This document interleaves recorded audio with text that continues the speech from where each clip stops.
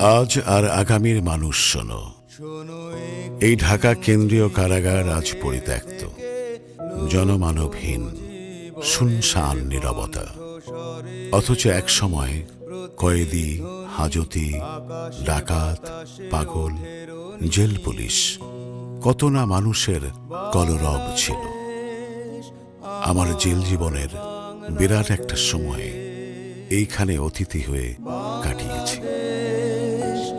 আমার বাংলাদেশ, শোনো একটি মুজিবরের থেকে লক্ষ মুজিবরের কণ্ঠস্বরের ধ্বনি, প্রতিধ্বনি আকাশে বাতাসে ওঠে রনি। বাংলাদেশ, আমার বাংলাদেশ। জেলে যারা যায় নাই, জেল যারা খাটে নাই, তারা জানে না জেল কি জিনিস। বাইরে থেকে মানুষের যে ধারণা জেল সম্বন্ধে, ভেতরে তার একদম উল্টা। জনসাধারণ মনে করে চারদিকে দেয়াল দিয়ে ঘেরা, ভেতরে সমস্ত কয়েদি একসাথে থাকে। তাহা নয়, জেলের ভেতর অনেক ছোট ছোট জেল আছে। এত স্নিগ্ধ নদী কাহার, কোথায় এমন ধূম্র পাহাড়, কোথায় এমন মামলায় যে কি হবে জানি না, তবে সরকারের উৎসাহ একটু বেশি মনে হয়। অনেকগুলো মামলাই তো আছে, জেল থেকে কবে যে বের হতে পারবো জানি না। কাহার দেশে এমন দেশটি কোথাও খুঁজে পাবে না কো তুমি। ও সে সকল দেশের রানী সেজে আমার জন্মভূমি, সেজে আমার জন্মভূমি, সেজে আমার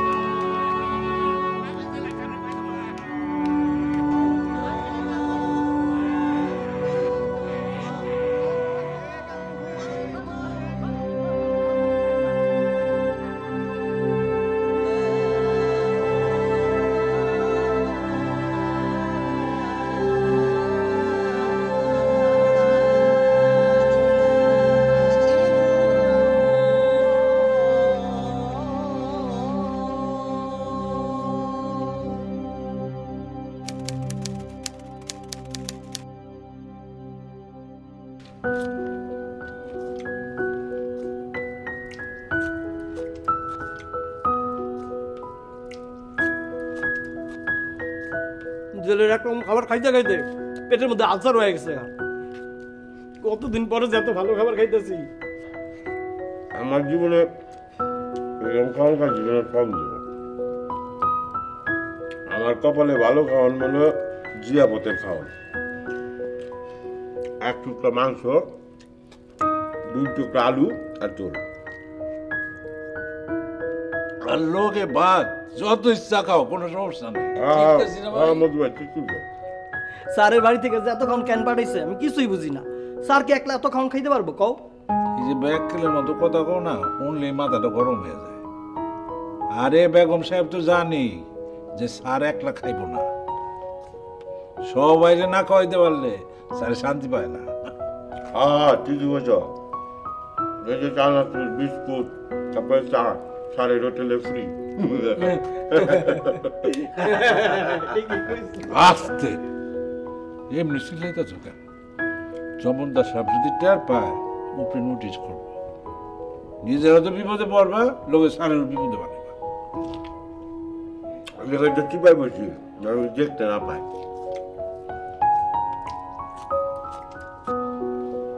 শোনো, চিপাই বইস দেখতে পাইবো না, এটা ঠিক, কিন্তু শব্দ কি শুনতে পাইবো না?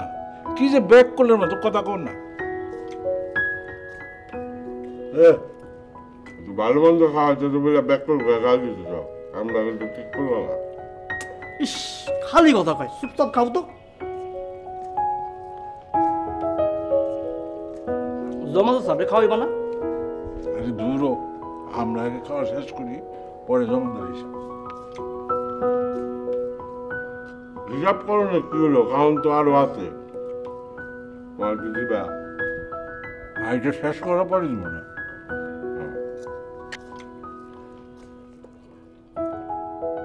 জেলখানায় যখন মিঠা কুমড়ে দিতে থাকে, মিঠা কুমড়ে দিতে থাকে।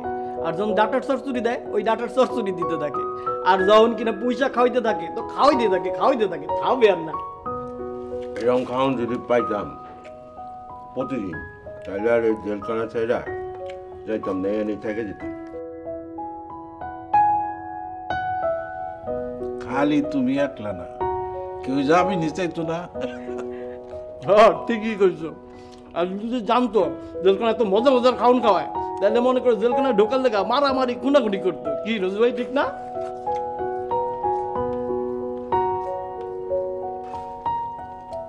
কি তুমি তো খাওয়াই শেষ করতেছো না, আর একটু আইনা দিব। না না না, আমার পেট বেড়ে গেছে, আমি আর নিতে পারবো না। ইস, আমি যদি গরু হইতে পারতাম খুব ভালো হইতো। তুমি কি করতো? এরকম খাওয়ান আরো খাইতাম, সারাদিন বসে বসে ডাবল কাটতাম।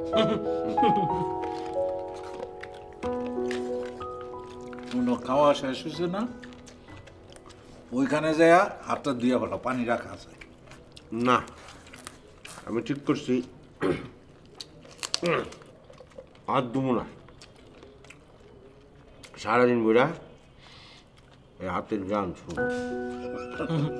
কি কথা কইলে এটা? সারাদিন বলে হাতে গ্যারান শুনবো।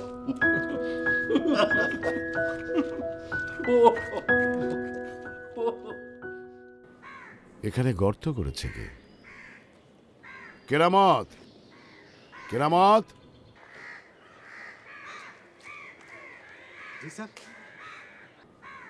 গোলাপের চারা, গোলাপের চারা কোথায় পেলে? স্যার ওই যে 26 ছেলের এক স্যারে দিল, কইলো আপনার বাগানে লাগাইতে। বুঝতে পেরেছি, ধীরেন বাবু পাঠিয়েছে। শুনলাম উনি বলে অনেক বছর ধরে জেলে আছে, কথাটা কি সত্য স্যার? শোনো, 26 সেল হলো সিকিউরিটি সেল। সিকিউরিটি আইনে যারা গ্রেপ্তার হয় তাদেরকে ওখানে রাখা হয়। 5, 10, 20, কেউ কেউ 30 বছর ধরে ওখানে জেল খাটছে। কি কারবার দেহ, একই জেলে থাকি মাগার কিছুই জানি না। 26 সেলের বাগানটা সুন্দর না? ফার্স্ট ক্লাস সুন্দর স্যার। এত সুন্দর বাগান তুমি সারা ঢাকা শহরে পাবে না। আপনি কেমনে জানেন স্যার?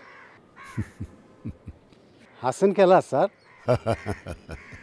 তোমার প্রশ্ন শুনে শোনো কেরামত, 1962 সালে ওখানে ওই বাগানটা আমার হাতে শুরু হয়।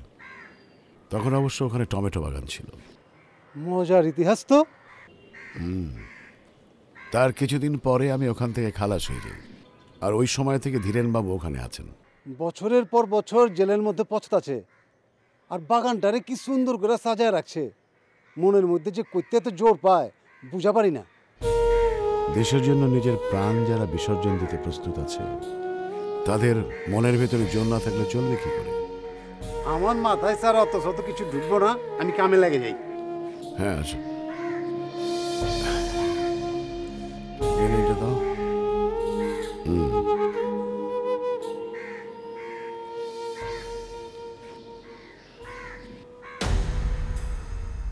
ওকালতনামা আইবির কাছ থেকে সেন্সর হয়ে এসেছে আমার সই নেয়ার জন্য। জেল গেটে কোর্ট করে বিচার হওয়ার একটা কারণ জানতে পারলাম। আমি নাকি ভয়ানক প্রকৃতির লোক, আমাকে নাকি জেল গেট থেকে কেড়ে নেবে। তাই 4 জন করে বন্দুকধারী সিপাহী রাখা হয়েছে জেল দরজার কাছে। ইংরেজ আমল থেকে আমার এবার জেলে আসা পর্যন্ত একজন বন্দুকধারী পাহারা থাকত। কি চমৎকার ব্যবস্থা! ভয় নাই, ভয় নাই। এই রাজনীতি এখন আমরা করছি না, পালাবো না, আর জেল গেট ভাঙতেও কেউ আসবে না।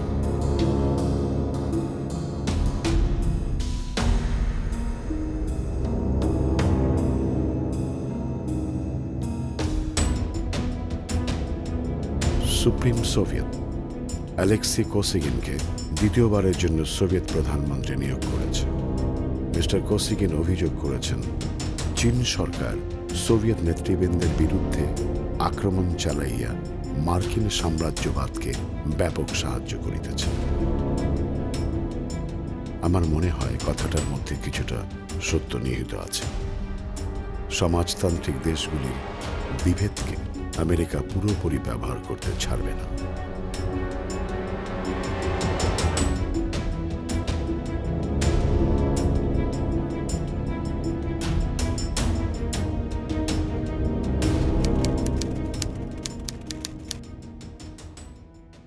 এর মধ্যে তো আমার চাকরি থাকবো না তোমাকে জন্য। থাকবো আবার কথা কও। ওই 3 ছেলের পানি দফলে যদি আর কোনো কাউকে আমি শুনছি, আমি কিন্তু তোমার মেন্টাল ওয়ার্ডে পাঠানোর ব্যবস্থা করব। না স্যার, সব ঠিক কথা করবো স্যার, কোনো সমস্যা হবে না। বুঝছো কিন্তু? ঠিক আছে, যাও। জমাদার সাহেব, কি ব্যাপার নজু, কি হইছে? আমার অবস্থাও কি হারিস মিয়ার মতো? কোন আরেস?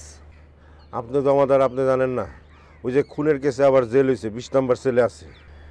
আবার জেল হইছে মানে? 3 বছর আগে 20 বছর জেল খেটে খালাস পাইছিল, আবার খুন আর ডাকাতির মামলায় 25 বছর জেল হয়েছে। ডাকাতি করব, খুন করব, আর জেল হইব না? তোমার এত কষ্ট লাগে কেন? বুঝছি, ডাকাইতে ডাকাইতে মাসতো তো ভাই। হ্যাঁ জমাদার সাহেব, টিটকারি করেন না তো। ওর কেস আর আমার কেস তো একই। আমি ডাকাতি করি নেই, অথচ ডাকাতির মিথ্যা মামলায় জেল কাটতেছি। না, কইছি তোমারে, ওর খবর তুমি জানো কেমনে? ও শপথ নিয়ে কইছে, আল্লাহর কসম করে কইছে, ও খুন ডাকাতি কিছুই করে নাই। চেয়ারম্যান আছে না, চেয়ারম্যান ওর পোলারে বাসাইতে গিয়া মিথ্যা মামলা ওরে ফাঁসাইছে। এমন কেসের কথা শুনছি, কিন্তু আগে 20 বছর, আবার সামনে 25 বছর, এমন কেসের কথা তো শুনি নাই। থাকগা, আমারও তো হিসাব করে দরকার। কি জমাদার সাহেব, আমার অবস্থা কি তাই হইব? কি? আমি যদি ছাড়া পাই, আবার কি মিথ্যা মামলায় জেলে আসুন? আবার এলে তো ভালোই লাগবে। পুরান মানুষজনের লগে দেয়া সাক্ষাৎ হইলে। ওই পানি দফা খারাপ।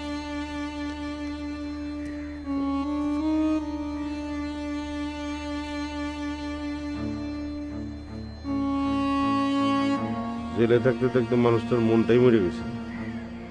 মানুষের কষ্ট নিয়ে তামাশা।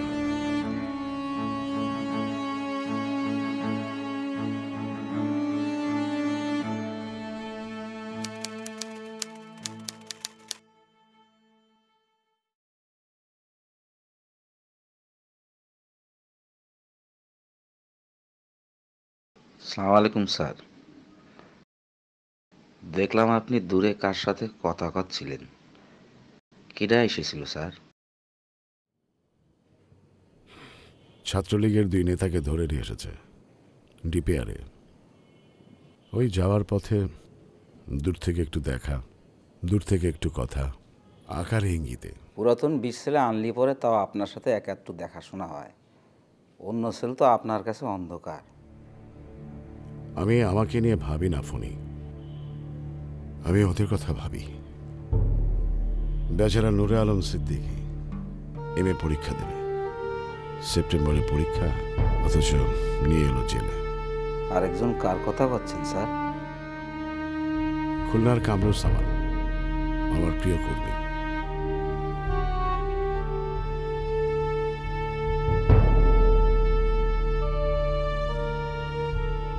শুনতে পেলাম এদেশে নাকি প্রেসিডেন্ট সাহেব আসিছেন।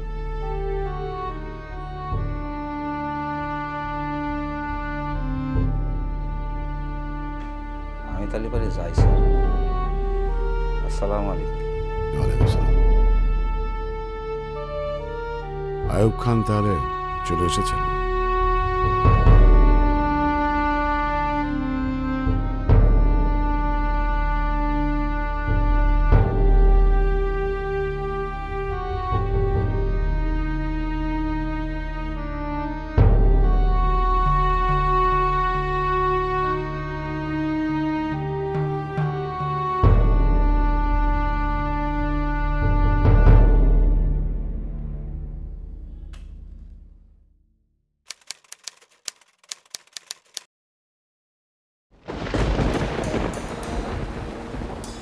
প্রেসিডেন্ট মোহাম্মদ আয়ুব খান 6 দিনের সফরে গতকাল পূর্ব পাকিস্তানে আগমন করেছেন। তিনি বলেছেন, বিভেদ সৃষ্টিকারীদের কার্যকলাপ যদি সকল সীমা অতিক্রম করে, তাহা হইলে তাহাদের রোধ করিবার জন্য অন্য পন্থা অবশ্যই গ্রহণ করিতে হইবে। তিনি যে সকল বিভেদ সৃষ্টিকারী জাতীয় ঐক্য ও সংহতির বিরুদ্ধাচরণ করিতেছে, তাহাদের বিরুদ্ধে রুখিয়া দাঁড়াইবার জন্য জনগণের কাছে আবেদন করেছেন। কি করছে সরকার নিজেও বোধহয় সঠিক জানে না। ওনাদের কথা লিখে আর কি হবে, অভাগাদের কথা লিখি। ফজলে আলী ও আলমগীর কবির নামে দুজনকে ডিপিআরে ধরে এনেছে গতকাল। খবর নিয়ে জানলাম দুজনেই বিলাত থাকতেন, কয়েক মাস আগে দেশে ফিরেছেন। আলমগীর কবির নাকি সাংবাদিক, কি করেছে জানি না। পূর্ব বাংলায় রাজনীতি করে নাই, করলে আমি জানতাম বা নাম শুনতাম। বিলাতে বসে কিছু করেছে কিনা জানি না। শুনেছি আরেকটা মামলা জেলগেটে হবে, সে মামলাটাও বক্তৃতা করার জন্য আব্দুল মালেক ম্যাজিস্ট্রেট প্রথম শ্রেণী নোটিশ দিয়েছে। আগামী 17 সেপ্টেম্বর জেলগেটে মামলা আরম্ভ হবে। এবারের জেলে আজ আমার 3 মাস পূর্ণ হল। ডায়েরি লেখাও শেষ করলাম। আগামীকাল থেকে ছোটখাটো ঘটনাগুলো লিখব।